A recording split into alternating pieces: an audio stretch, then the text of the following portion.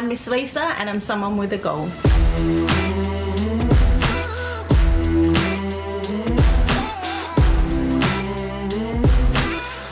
Welcome to this episode of Someone with a Goal podcast. It's your host Quinton here, and today I've got a very special podcast where we're sitting down with Miss Lisa, who is the better half of, if you've obviously have seen the other episodes of Big Fella, and really Big Fella sharing his story on what his life is like on the rigs. On today's episode, we're going to hear from Miss Lisa's perspective. And really, Lisa, thank you so much for being on the show. Thank you. Obviously, I want to dive into that. But Yeah. I want to get the story and just, if you can, paint us a bit of a background of what was like, where did you grow up, and what was your upbringing like growing up? Yeah, so I am Perth born and bred, grew up here, absolutely love Perth. It's my home, it's in my heart, it's one of the most beautiful places in the world.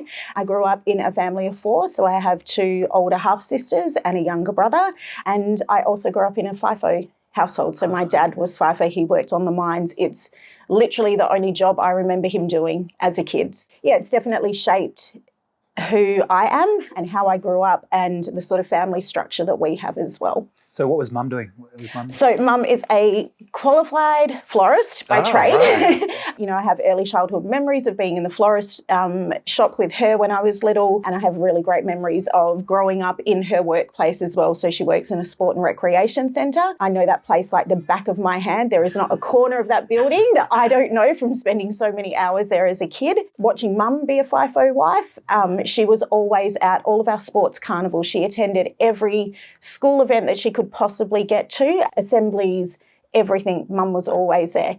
Dad obviously wasn't. What was Dad's roster? So I don't really remember, to be honest. I know he was away a lot. He was just always away. It felt like he was always away. And when he was home, because we were at school, we didn't really get to see him a lot. He had some pretty horrific injuries on the mines as well. So he had a couple of accidents up there and they were pretty scary. So, you know, all of a sudden Dad's away and then the next thing we know, we're visiting him in hospital. And then he goes away again. And it's just, you know, I remember the times when he was home, but I also remember him just always being away, but Mum always being there. So talk to me about you, school growing up. Were you like academically? I loved school. You I did? absolutely Okay. loved it. I really enjoyed school. School was my constant. Yeah. So school was always there. I knew from 8 till 3, I was at school. I knew who my teachers were. I knew who my friends were, and it provided that sense of real stability for me. I did the typical hit year 9, and year 9 wasn't so fantastic. And I see that in my own work now. Year 9 is a real transitional year for young people. And I did that. I absolutely did that. And my grades dived. And I guess I was just trying to find who I was as well. There's a quote that says, you know, be the kind of person that you needed when you were younger. And that resonates with me massively, especially with the work that I do now and my experience at school. So I ended up leaving school at the end of year 11, and then I went on to further studies. I always knew that I wanted to work with young people, and that's exactly where I've ended up. So are you always an extrovert? Have you always been outgoing from? I think I flip between introvert and extrovert. I wouldn't say I always sit in that extrovert area. I know I can turn it on when I know I need to turn it on, but I also need my own recharge time as well. I know when I've had enough, and I know when I need to draw back and just recharge my own batteries and have a bit of rest and recovery time. But I've always been like that, always been really self-aware of my well-being and the well-being of people around me. Always really intuitive with things like that. Yeah. So self-aware, very independent. Yeah, absolutely. Yeah. And I definitely got that from Mum. 100% got that from Mum. You know, watching her raise the family with a FIFO partner, she was very independent, and I've definitely 100% picked that up from Mum. Sometimes to my own detriment, being independent. But yeah, definitely that's something that A strength. 100% a strength that I gathered from Mum. Yeah. Beautiful. So for our audience out there, who may be watching this, who may be obviously feeling like their partner may be away. Yeah. Would you say that obviously going out there and actively looking for communities to be part of? Absolutely. Yeah, that sense of connection is really important. It's super important. Being connected to a group of friends, being connected to like a sport or a hobby, a walking group, like just anything, that sense of connectiveness is really important to well-being just in general. You have to actively do that. You really do have to put yourself out there, and it might feel really uncomfortable uncomfortable, but it feels better than feeling like you don't have anyone or anything. Being connected to different groups for different reasons and knowing what your connection is with each group as well. You have friendship groups, and we call them my OGs. That's my group. Like, they are my ride or dies. I am like staunchly loyal to them and protective of them, and that's reciprocated. And then I have other friendship groups, but I know what I get from each of those friendship groups. I know, if I need to do some art and craft and that's going to be my outlet, I know who I connect to for that. If I need to go and go for a walk, I know who I can connect to for that. If I need to be by myself, my groups know that that's what I need. Yeah. So talk to us about, okay, you meet Big Fella. Is Big Fella working away at the time? So he was working security at the time. I met him down at Scarborough. So at Hillary's initially, when I was 17, he was working down at Hillary's. And then when I bumped back into him again, it was at Scarborough. He was doing security down there. He was doing other jobs in between, but I didn't know that about him. When we first connected, we were both in a position where, I was working, but I didn't have a lot of money. I didn't have a lot of things that I owned. I was really young still, and he was in a position where he was trying to put himself in a better place financially. So you guys were both in, in a position of transition. Yeah, absolutely. Yeah, and I think because that's where we started, where we are now, we are really humble about that. And, if anything changes for us, we know where we came from. We have the things that we absolutely love, but we don't have bulk stuff. Do you know what I mean? The stuff that we have makes us happy and is stuff that we use all the time, but at the end of the day, it's stuff. So coming from where we initially were together, we know what it's like to not have a lot. Yeah. I know there's a stigma out there, and I just want to address a little bit of that, of, FIFO families being well off and this. So could you talk to us, were there any times where there was that judgment on you guys? All the time. Okay. It's all the time. Yeah. When he very first started working away and the very first thing we bought was a new fridge, I was so worried that people were going to judge us because I'd bought a new fridge. The first thing people say is, oh, it's such good money. But with that, and again, I know he talked about it a lot, there's stuff that money doesn't buy. That is the trade-off for being in a FIFO situation. But there's always judgment. There's massive judgment on FIFO families all the time. So if you could give us one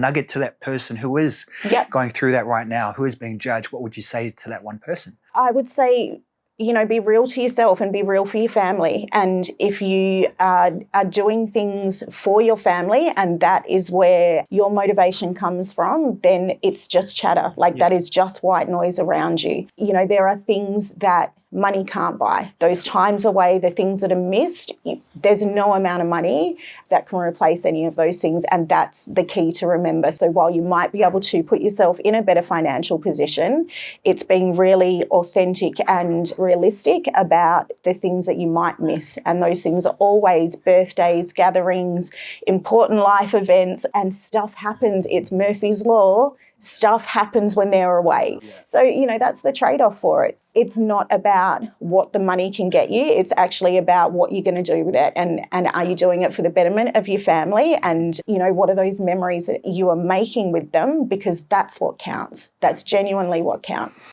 I know that, there's sacrifices both sides, obviously Big Fella's side and your side.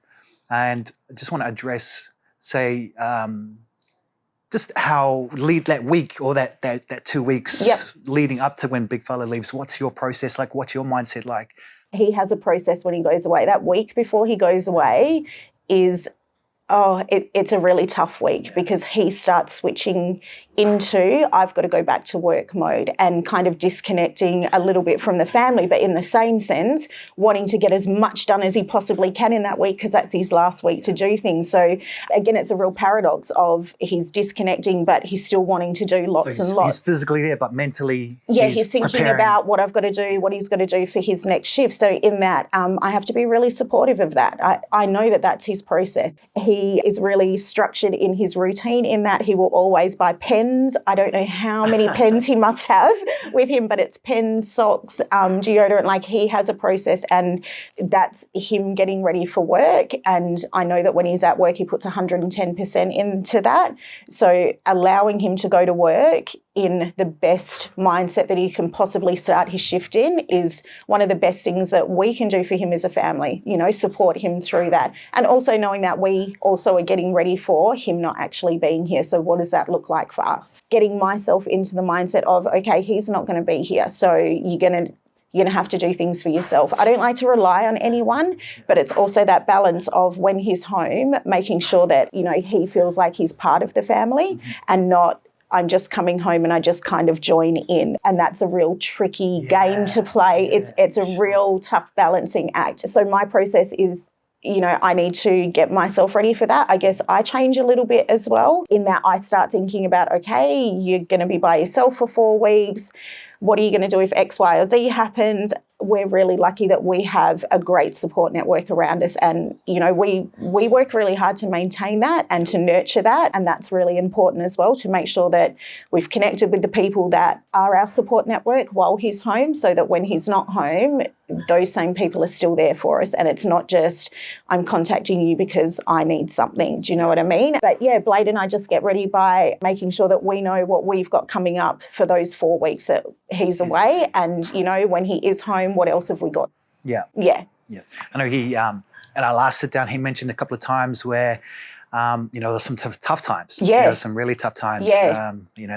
Pedro and there have been some really tough times that he has been away for, and that's really rough because from my point of view, I'm trying to process that myself and also being mindful of supporting him to process that as well, knowing that I'm here and I've got all of our support network here, but I don't have my main person, but then also knowing he's isolated in that. So while I'm trying to deal with that myself, still being really supportive of him and making sure that he has that opportunity to debrief and download in a really authentic way as well. And that can be really tricky because sometimes you only get a 30-second phone call, or it's a 2-minute phone call and you'll be in the middle of a really, a debrief that you absolutely need, and something will come up for him and he's got to duck out. So that can be really tricky and challenging, really, really tricky. And those tough times are the times when you really know what you're made of. Yes. You 100% have to dig in and draw on absolutely every bit of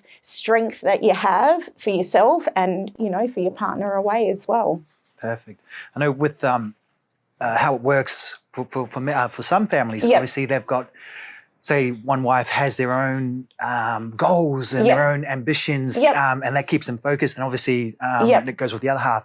So what are some of your goals and some of your ambitions that keeps you driving, that keeps you going? So we both work in industries where you get to impact people. So I work with young people, and especially in my role at the college that I'm currently at, I've developed that persona of who I am at work and what my goals are at work and what I can genuinely do. I'm really fortunate to be at a workplace that has given me a blank canvas for the things that I want to do. So I'm not jaded by, I can't do this because that's not what you would do in a college. And I have incredible leadership that I have access to, incredible mentors that I have access to. So I have had goals at work and I work towards them, and I've changed my position twice since I've been there. And it's always, what's next? What's next? And I very recently had that conversation about, okay, I'm ready. What's next? What is next for me? And they're my goals. They're my goals that get me through what's my next blank canvas and what's it going to look like at the end. And then as I travel towards that, what's next from that? That's really important to me to have goals. There was a long period of time where I was big fella's wife, and that was all people knew me as. And that's great. Like I love being connected to him, and I love that people know me like that, but I'm also a person myself, and I have my own identity, I have my own strengths, I have my own passions, and while we're very similar, we're same but different, There's lots of similarities in us, but we're very different people as well. So it was really important for me to kind of step up and stand in my own power and not be in the shadow of somebody else. I'm a very independent person. I'm just trying to picture, because obviously you've grown up with a FIFO family. So for that, as the biggest takeaway, what has been the biggest learning curve for you now that you're a FIFO wife? Communication is the biggest takeaway. And I remember being little, and that contact, Mum and Dad didn't have a lot of contact when he was away. There wasn't nightly phone calls home. There wasn't that check-in. I'm really fortunate that we have the technology that we do and we can FaceTime so I can actually see him. And because words over a phone can be taken out of context, and unless you really know the other person on the other end, you can say you're fine, but you might not be fine. But when you see them, for the two of us, we know each other well enough to know you're saying you're fine, but I know you're not, and that's the biggest takeaway. It's that communication. Like, you have to be able to communicate, and it doesn't always work well. I'm not saying we are perfect. I love a good fight. I really do. I love a really robust conversation. Debate. Yeah. I do. Yeah. I really do. Sometimes, I say it's cleansing for the soul. Sometimes you just have to get it out. Yeah. But it's also then about following it up with the restorative conversation and what you really wanted to say and what you really wanted out of it. But that, if you don't know how to communicate with your partner, that can be really tricky. You can always be in that cycle of really heated discussions and debate and thinking about, well, I can't say that because that's the response I'm going to get, or if I say that, that's the response I'm going to get. Communication is 100% key. Yeah. Cool. So you guys been married for a while. Mm-hmm. How long? For me, it's not about the numbers. We are married, and we both came from broken families as well. So even when we were together, that whole concept of marriage to the two of us was almost a no-go zone. Like, I was very much, don't want to do that. He was very much, don't want to do that. So when we decided to do it, it was a real we are actually doing this, but it didn't change who we were as a couple. So in terms of, knowing when your anniversary is, we give each other stick about that all the time, because he chose the date and he's terrible at remembering it. And I play this little game where I let it go for as long as I possibly can to see how many days after the actual date it is before he remembers. But, that's just us. That's our dynamic, While, yes, we're married, it's not about the marriage as such. It's actually our connection and who we are as a couple. So I know how long we've been together for, but when you talk about special dates and things like that, he's been away for a lot of special dates. I've spent many Valentine's Day by myself. I've spent many wedding anniversaries by myself. I've spent many birthdays by myself. Those sorts of dates don't hold the same weight for me that maybe they do for other people. Valentine's Day for me is just like a whatever day. It really doesn't mean that much to me. Yeah, it is, because I don't always have my person with me. So, we make up for it when he's home and we do other things together. But, and again, that's the trade-off of being FIFO, is that, you have to find your joy in other moments. It's not necessarily the same moments that everybody else has, because your person isn't always here. Talk to me about, obviously together, your partnership, communication is one, one part. What other, would you say, other, characteristics that other FIFO couples out there could take away from both your story and Big Fella's story, that they can help with their relationship? Being respectful of the other person and trying to have an understanding of who that person is and what they go through, so that they can better understand who you are and what you go through. Like, really genuinely being able to say, I know who my wife is and I know what her struggles are, I know what her triggers are, but I also know what her successes are, and I also know what her passions are and the things that she really enjoys. So just understanding that, especially in a FIFO relationship, I don't fully understand his job because I've never been able to go to his workplace. He can come to my workplace, but he still doesn't fully understand my job. So, it's just kind of being able to go, I know who this person is, but there's probably some aspects of their life that I don't fully understand, but I know that it's really important to them, and I know that it makes up who they are, so I have to be really respectful of that. Yeah. I know what's evident, obviously sitting with Big Fella and sitting with you, is you guys got a heart to serve. Yeah, absolutely. A big heart. So, absolutely. And that's your passion. That's what's fulfilling for both of you guys. And obviously I know how Big Fella gives with the community that he's in, and how passionate you are. But how fulfilling is that for you in your role currently? Massively fulfilling. I'm intrinsically motivated by those little moments that other people have, like getting to see those little moments. I work with young people at a time in their lives that can be really challenging for them. I work with young people who have really challenging situations, and being able to be trusted to be part of that, I don't take that lightly. Like, that's a massive not that it's a responsibility, it's a massive trust for people to allow you in when things aren't going well for them. That's huge. And, if you don't have your heart in the right place, they know that and they sense that. When I'm there for a young person that I work with, I'm in 110%. Like, I am there for them. That motivates me. That's my why. Being able to be there for somebody in their time of crisis, and seeing them come out the other end of that as well is just... that's the best thing ever. And sometimes it's not a big, massive moment.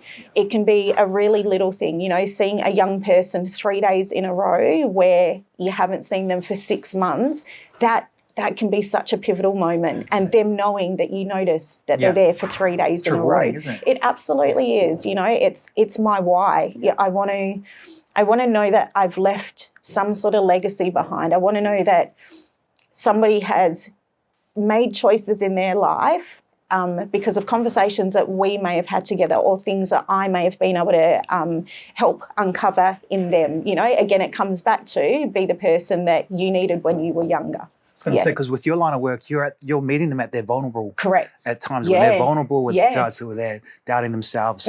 So offering you with that security and obviously your persona, Miss Lisa, which is approachable. Absolutely. I'm always here, is really empowering to other people. Would kind of like, I'm going to ask you one more question, Lisa, before we lead into a game. And the last question is, what's next? What's next for you? What's next for Big Fella? Oh, that's an interesting question. That's a conversation we need to have. It is a conversation. So he's been away for a fair while.